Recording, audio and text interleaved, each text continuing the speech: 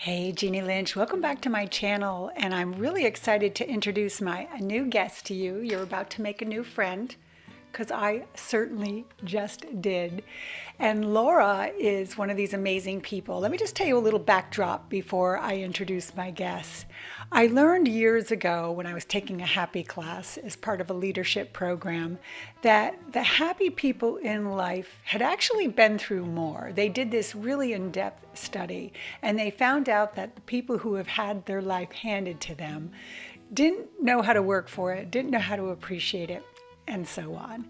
And so the study found out that the people who had actually suffered more and had less and worked for more had actually determined and were able to be more happy. And of course, what they all found out in this study was that the one thing that had to happen was that the person had to have an intention to be so. Doesn't mean it was an easy journey. Well, you're about to meet this amazing woman who has written this amazing book that is just so good. And I'm just going to introduce you to a little bit of it because her story is too broad. I would need a whole series.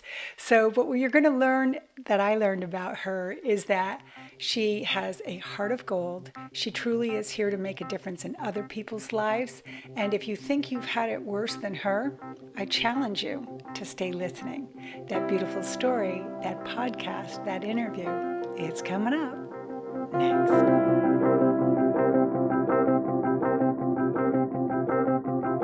Laura, yay! Yay. So happy to connect to you. And you and I have been talking quite a bit offline. And so it's nice to see a name and a face and a face and a name. And you got a couple names. We'll talk about that in a minute. Really excited to share your work today and your book, Breaking Barriers. And I've been following you through your social media, and we're going to share all your platforms. So you don't need to say what any of them are. I'm going to have plenty of links below. But whether people are listening to this on our YouTube channels or listening to it on our podcast, mesh media, you name it, no matter where they find us, we first want to acknowledge the audience and say thank you for your time today. We promise it will be a very good conversation because here's what we know. We've all been through something. And if you haven't been through something, hate to curse you, you probably will at some point in your life, more than once. So my guest has an amazing story to share, and I'm going to let her share it. I can't wait to get into the deep conversation. You were talking about your book prior to coming on and recording today, and you were saying it's just met with such great reviews, and a lot of people who read your book are moved to say, I can do it too. So my audience doesn't know what or why that is. So take us through what was going on in your life that kind of caused the book or caused this experience that gave you the platform to be here today for my guest. So without further ado, please introduce yourself to the audience. Well, my name is Laura Bilak. My books are under Laua Avolese, and I just kept my birth name for my books for a number of reasons. One, because it is my life story, and two, because I'm Italian and I wanted my Italian name on there. So my journey started probably from the moment my mother was pregnant. They say that we choose our parents and we choose the life that we are coming into, and still learning why I've chosen that life, but I think I understand it better than I ever have at my age. But so I had there was a lot of abuse growing up, and a lot of it was with my mom, towards my mom. There was other abuse towards me, and but I witnessed too many things before the age of 10 years old, things that a young child should never have to experience. But the part that changed my life was, watching my mom be abused, because we had a very abusive, crazy dad. Can you, so for my audience, can you explain the family dynamics? Like, so were you one of 10? Were you the only Oh, yeah, child? for sure. Take me to So, some of that so we can get the vision. well, I'm Sicilian. And so I was born in Toronto. But I lived in Italy, in Sicily, on and off until I was 9 years old. And I'm the oldest of three. I have a brother who is 3 years younger, and then a sister who is 5 years younger. And there was my mom and my dad. So my parents kept going back and forth, Italy to, Toronto. But growing up, I was being the oldest, I and witnessing what I did witness the last time they went to Italy. Um, I was very close with my maternal grandparents, and I didn't want to go to Sicily with them. At a very young age, I was probably about 8 at that time. And for a child to not want to go back, it was, I guess, my soul speaking to me. And I cried a lot and just said I didn't want to go with them. So they left me with my maternal grandparents. And so my mom said, you know what, my grandparents said, we'll take her. And my mom said, okay, in a year, we'll have you send her back. So my mom was going to come back to Canada. And, after that year, I guess. And, but things didn't happen that way. My dad called, she was finally done with the abuse and told my grandparents, that's it, I'm leaving him. And my dad would have no part of that. He said, I will send her to you in a casket. And that's exactly what my dad did. So my dad murdered my mom in cold blood, shot her 3 times, and she didn't see it coming. And I'll never forget that day for as long as I live. It's like it just happened yesterday. And even though it's been 45 years, I still feel it emotionally when I speak about it. And that day was something I'll never forget. The day it happened. And shortly after that, there was these newspapers, these Italian newspapers that were, they would print in Canada. And I happened to see one, and one of the newspapers, they had my mom on the floor with just her underwear, just after she was murdered, eyes open, blood everywhere. So Oh my gosh. I have that visual from the time I was 9, 10. I was just turning 10. My mom died in June, and I turned 10 in August. So growing up, Stop. yes, Oh, there's so much in there. yes. First off, I can't hear something like that without acknowledging everything you said up to now. So just want to like hold a little space for you and having to share that. And I know you've shared that and you write about that and you've gotten good with, processing it. I'm Mhm. also very mindful to, I'll put up a slide right here too as we're talking about this. I just came upon this information recently in the work that I've been doing with people, and it's all about trauma. So healing trauma. Let's get into it. I learned this the other day and I absolutely love it. Let's take a look at our lives, right? We have our normal lives. We go in and out all the time from ups and downs. And we go in and out because we have coping skills, our ability to handle stress, panic, and anxiety. Or let's say we're feeling a little depressed, apathy, and even sadness. We'll call that freeze. So it's all normal up and down of life. But what happens if we've had trauma? Well, here's the truth. The trauma lessens the margins, right? So now we end up with these smaller little margins, and which means we go in and out of fight or flight more often and faster. Not a safe place to be. So here is the deep question today I ask or intend for you. It is absolutely time to widen those margins in your life. And it's time to heal that trauma now. Love and light, Jeannie. Namaste. So when you're brought up Yeah. in that dysfunction, that's why they call it a dysfunctional life, is that you vacillate in that very fine line where other people who have functioning lives learn that ebb and flow. And I just think that that's a great place to put this in our discussion, because I also think it's a lot of the work that we're both doing to help other people navigate and get through it and understand it and stuff. So Hmm. I'm just acknowledging that, oh my gosh, you're 10 years old, you've seen this, you've had this experience. So this begets this journey you're on. So, okay, now that I've interjected and I feel like we're caught up, keep going. Yeah. So your grandparents kept you, your other brother and sister, what happened Yeah. to them? Where, So my brother and sister were in Sicily. My brother actually saw my mom. He was 7. And so, oh, my brother has definitely had trauma his whole life and has never healed or gotten, better from it. But he still lives in Italy. But I wanted to clearly go to Sicily. My grandparents rushed to Sicily, and they wouldn't take me because they were worried of what could happen with my father and all that kind of stuff. So they is this left your me. mother's? You're staying with your mother's? Yes, Okay, yes. makes sense, And my right? mother had 3 sisters, and Got so we were all a very big, close family. So with one sister who was the closest, and she lived with my grandparents. And the two, they're the ones that all raised me, was my grandparents and my aunt. got it. So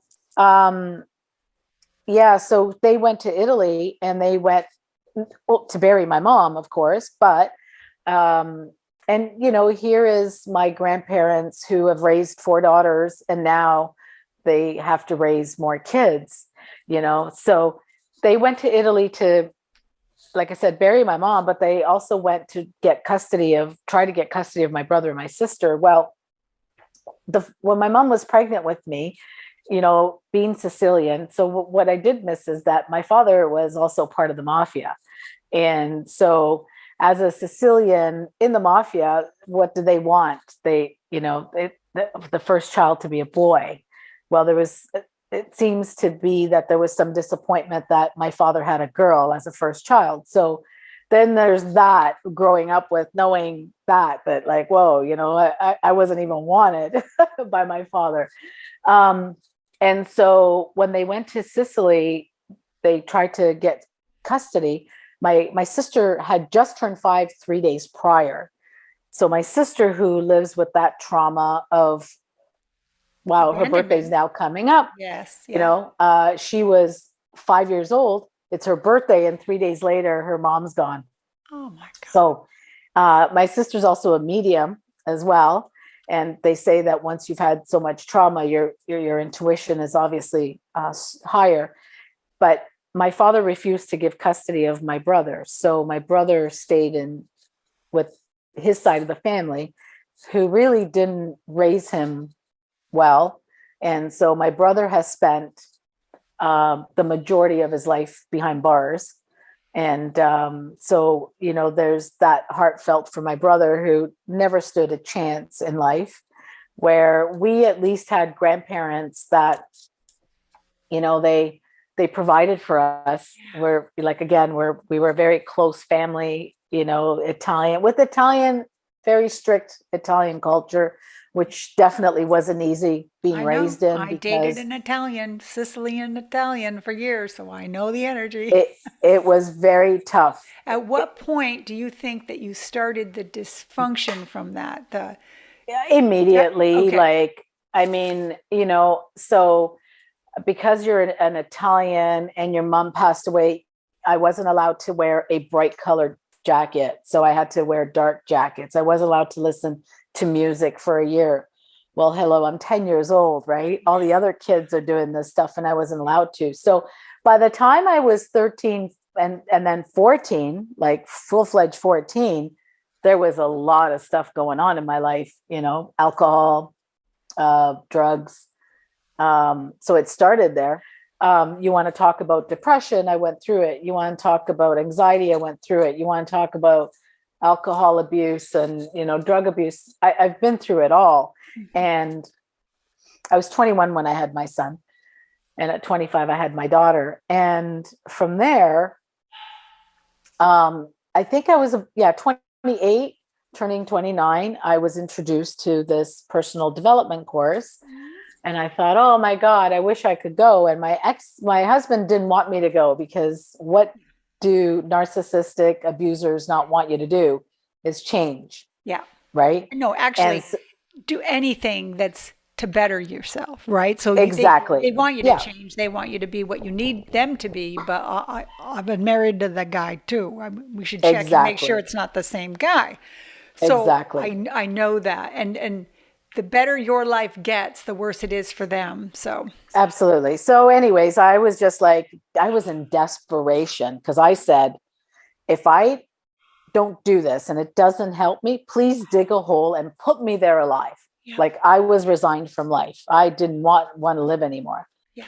So I do this 4 day course weekend retreat in Toronto, and actually we had moved to London, Ontario at the time, and it just started my journey. It Well, started a journey that's of perfect because here's one of my questions. Tell us how you navigated this process. So here you are. I'm going to kind of recap so people can follow this. You've had the trauma in the childhood, then you got married and a whole slew of marrying people like your father and staying in the abuse and that whole aspect. And now you go in this marriage, you go to a personal development class, and in this you start to uncover that there's something on the other side. There's high functioning people, and here's some of the skills that they have. And you start to recognize this and see it for the first time. And how old are you now?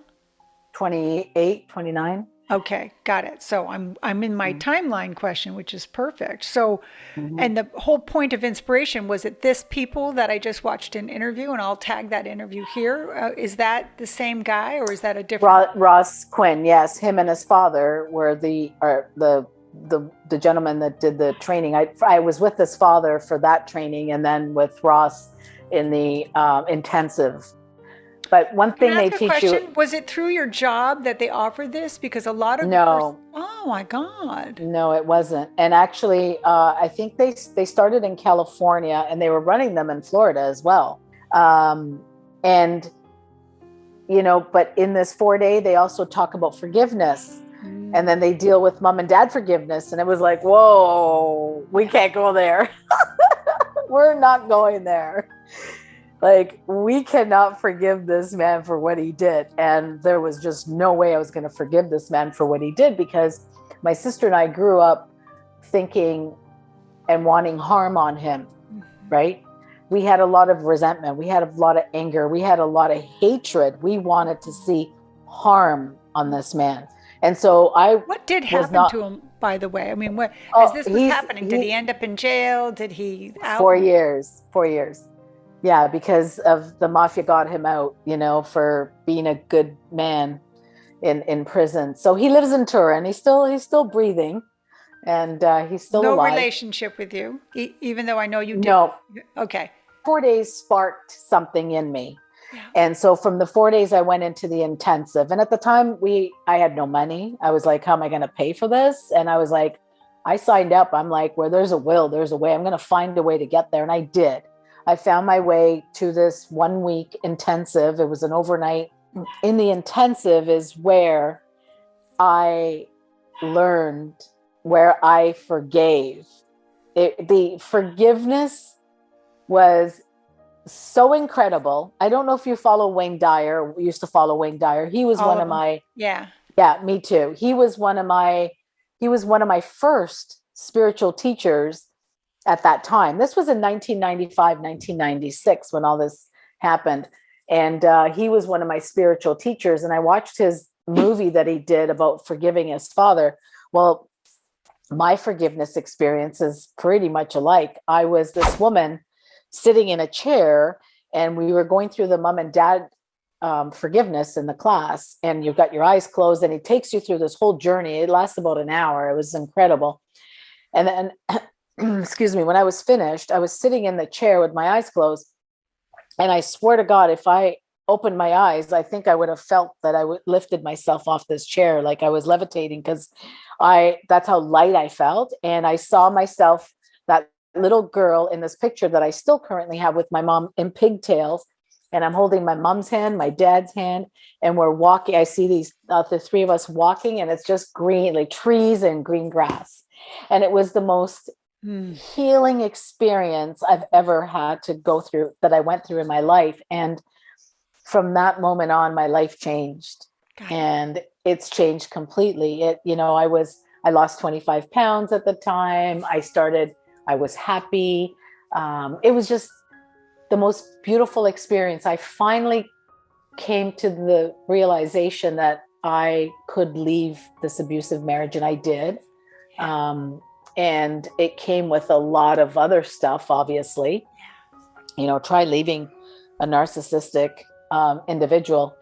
That's not easy, right? So so my life changed, and since then I've been on a spiritual journey. I've gone through many ups and downs throughout the last 25 years of this experience. And I think what happens too when I'm working with people is I always say to them, make sure you go home and tell your husband what you're learning.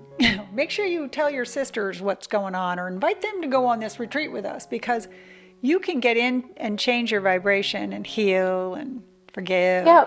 Yeah. And we did. And then all of a sudden you find yourself in a completely different stage with completely different people, and all the people that you used to line up with, right? So if you came from addiction, this, you're certainly not partying out with the people that you partied with back then. Everything changed. Everything has to change, otherwise we never change, right? So let's get into that. Let's talk about your book specifically, because we're at such a good place where we can open up that to others and say, this book is great for somebody who is working on forgiveness or looking on getting out of a relationship that's abusive. How would you define the reader for you? Is it for everybody, or is it to a specific audience? Everybody has someone or something to forgive. I don't care who you are. Got it. Everybody has forgiveness to go through. It's one of the hardest things to do, but what I can say is the forgiveness is not for that person or for the action that took place. My father killed my mother when I was 9 years old in cold blood. How do you forgive a man that took away a young mom? My mom was only 28 years old. How do you take away? And by the way, what else I discovered many years later that came to a realization was, when I went through forgiveness, I was the same age that my mom lost her life. Yes, that was incredible. Huge. That was huge. And so, what a gift. Like what forgiveness did for me, it didn't say, hey, it was okay for what you did to my mom or to us. It just released me, and it freed me. It freed my soul, because if I didn't do that, this relationship that I'm in, that I was just in, would have probably put me in the ground. Right. And that's what it is. So as difficult as it is, there's many different forms of way of doing forgiveness. I have many different forms. One of them is where in this 4-day retreat where I learned, I love you, I accept you, even though I don't understand you, and I forgive you. Nice. And I release you. And so I've gone through a lot of that, and that's really has helped me through my process with working with a shaman. And then there's, closing your eyes. The best one is you close your eyes, you take that individual and you hold their face in your face, and you visualize their face. You visualize them, and then you sort of like pretend there's a mask, and you rip that mask off, and you see a 4-year-old child, because that 4-year-old child is innocent. And that 4-year-old child went through something that made them to be who they are today, and makes them do the things that they do. So you forgive them, and you hold them and hug them. There's all kinds of different ways of forgiveness. And I know that there's so many different things out there. Mine was that, the 1-week retreat that saved me. And I am so blessed and grateful that I learned that, because I use it all the time. I'm using it in our world right now with the things that were going on in our world. And I look at certain people in my life, or people that I don't even know that are hurting us, and I forgive them. And so that's what we need to continue doing. And I think that everybody will benefit. I've had women go, but I was raped, or my husband did this, and it's like, yeah, I understand. As difficult as it is. Mm-hmm. And it's very difficult, but if you need to get help, get help. But when you forgive, your entire life will change. Yeah. we have covered so much. So I love your whole conversation too that you were having about forgiveness, and been on the same spiritual journey, got into Buddhism. There's so many different paths. I have so many videos on my channel that talk about, and I have a video coming out in 2 weeks that talks about some of those tools too. So a whole bunch of information between the two of us for people for forgiveness. So this is an invitation to anyone listening and watching right now. If you want help from either of us, please put a comment below. If there's anything we can assist you, reach out to us, let us know. We do this work together today to be of service to others. So let us know if that's something that you need help with. So we'll put ourselves both out there for you. So continuing the conversation, wrapping things up. When you knew I was going to meet you today, so thank you, Maria Conclaves, for making the connection, right? Because I'm looking to do more interviews with people who've had these spiritual stories we're sharing. So as we're wrapping up today, and you knew you were going to do this work, and you really wanted to highlight your book, is there anything that I have missed or have forgotten, or that you want to make sure gets on this video to be in service to others? No, I just always tell people that, we need to be gentle with ourselves. I think one thing that has helped me and that I would strongly recommend to others is also meditation. That also changed my life. That was once I forgave and I started learning how to meditate, it's a beautiful thing and it's very life-changing. And so, I've gotten back deeply into my meditation just because I'm in the process of healing my hurts right now. And, it just feels way better, and the energy, like everything starts to rise again, right? I mean, I feel like I've been in a dark place once again, and, I'm starting to feel the lightness, of who I am. And I can't wait. I'm looking forward to this next journey. Yeah. And so I always tell too for everybody, because the last 2 years, there hasn't been anyone I've spent any time with, including family, that hasn't mirrored what you just said. The last 2 years for all of us have been unbelievable. I mean, you were talking about not even being able to leave the country. So even if nothing has happened and you sat all day in meditation, there's also the collective of what's going on in the world. You can walk out the door and pick it up, right? And I didn't even go into any of that because that's another interview because of what it's created in my life, and that's a completely other story for sure.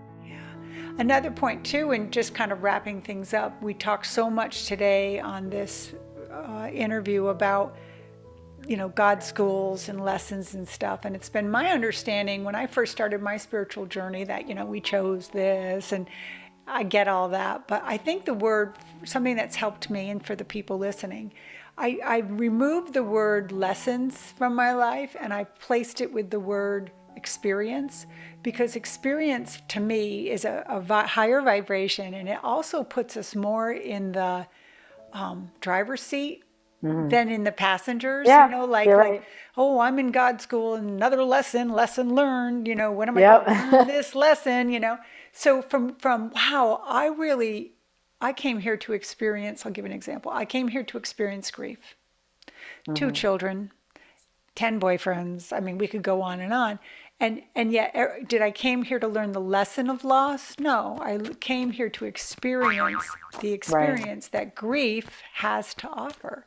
Yes. Just feels different. Love that. So thank you so much. We went way over our time. So thank the audience if you're still listening to this beautiful interview. We're going to do what I love to do, which is end on a high note in the sense that we're going into rapid fire. Are you ready? Do you know what rapid fire is? I do not. Okay, good. This will be perfect. Music's kicking up, sound effects. We've got one word answers. So right out of the gate, this is my opportunity to say thank you so much for your time today. And I look forward to getting to know you better and working with you and getting to know your audience also. So rapid fire. What is your favorite spiritual book or teacher? Wayne Dyer. Oh, clearly. If you were going to change the world today, the world needs what in order to be changed? Forgiveness. I would hope you would say that, especially with that beautiful book of yours. We all came here to learn a life lesson. What do you think your life lesson has been? Love. Oh, I'm glad you didn't say forgiveness, because love's the higher vibration. I love it. And then what do you love about yourself? My strength. Clearly. And then the last question before we buzz off and say goodbye. What are you doing when you're experiencing absolute joy?